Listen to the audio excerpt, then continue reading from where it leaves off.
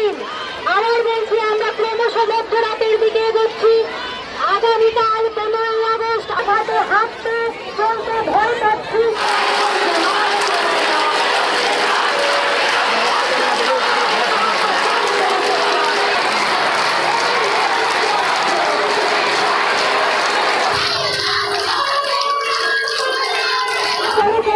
আমাদের এই দৃশ্য যত বড় হবে, আর পিছনে আমাদের মহিলাদের দৃশ্যটাকে বড় করতে দিন।